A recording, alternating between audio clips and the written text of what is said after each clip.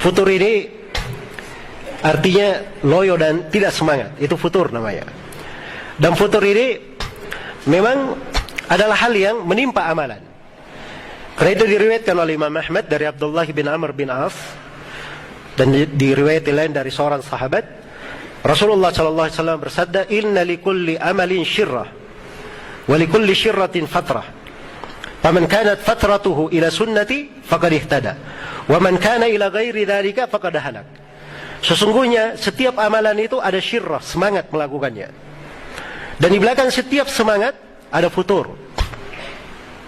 Ada futur. Kurang semangat. Nah, di kurang semangat ini, itulah pintu ibadah sebenarnya, ujian dan cobaan. Kata Nabi, siapa yang dikala dia tidak semangat, dia tetap di atas sunnahku, maka dia telah mendapat hidayah. Tapi siapa yang kala dia tidak semangat, tidak di atas sunnahku, maka dia telah binasa. Iya. Seorang misalnya membaca Al-Quran. Iya. Ini suaranya sudah letih. Sulit dia memahami apa yang dia baca juga, saking banyaknya yang dia baca.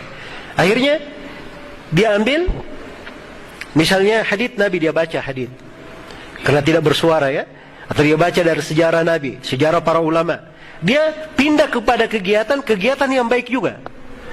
Nah, ini di atas petunjuk namanya. Tapi kalau dia sudah bosan baca Quran, sudah kita berselancar di internet aja. Ya, lihat komentar-komentar, status-status yang perlu dikomentari. Nah, masuk di dalam dosa, ghibah misalnya, atau bertengkar dengan orang. Ini keluar dari sunnah namanya. Itu jalan apa? Jalan kebinasaan. Jadi dalam hidup itu orang turun semangat itu bukan masalah. Ya, turun semangat. Yang masalah itu kalau dia keluar dari jalur, itu yang masalah. Jelas ya? Karena itu suatu hari di riwayat Muslim, haditsnya panjang. Sebenarnya ini hadits termasuk hadits bagus untuk jelaskan. Ya, suatu hari ada sahabat yang bernama Hanzalah. Dia keluar dari rumahnya.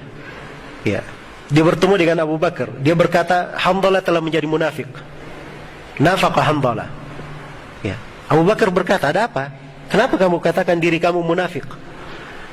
Ya, kata Hanzalah, subhanallah, saya kalau berada di sisi Nabi mengingatkan kita tentang surga, tentang neraka. Ya, luar biasa. Tapi begitu saya pulang ke rumah, saya dilalaikan oleh anak-anak dan istri turun lagi.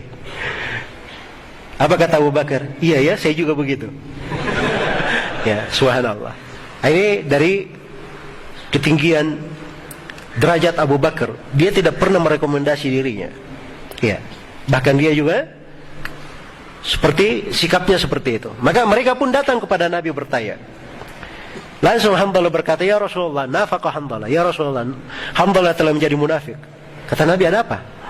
Maka dia pun cerita masalahnya. Kata Nabi, wahai Hanzalah, kalau engkau terus menerus di kondisi keimanan yang engkau berada di sisiku, maka malaikat itu akan turun ke jalan-jalan, menyapa kalian di jalan-jalan, menyalami kalian di kasur-kasur kalian.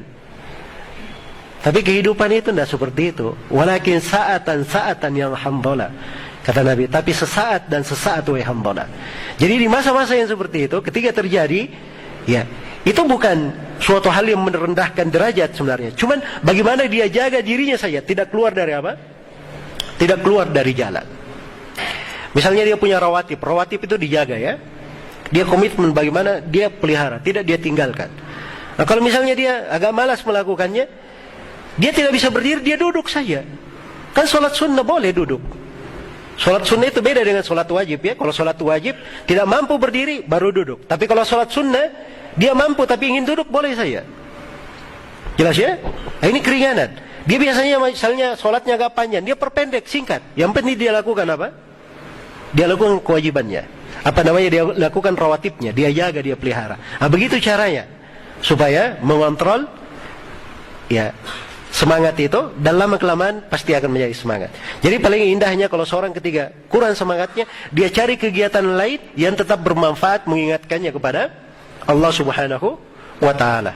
Baik, dan itu derajat futur kadang menimpa di awal-awal. Tapi kalau seorang sudah terbiasa, hal-hal yang seperti itu lebih mudah dihadapi. Karena itu sebagian as-salaf ada yang dikatakan, si fulan ini andai kata diumumkan kepadanya, besok kamu mati, sakaratul maut akan menjemputmu, maka dia tidak bisa menambah lagi amalannya. Kenapa? Sebab seluruh amalan kebaikan dalam sehari dan semalam itu sudah lengkap dia lakukan.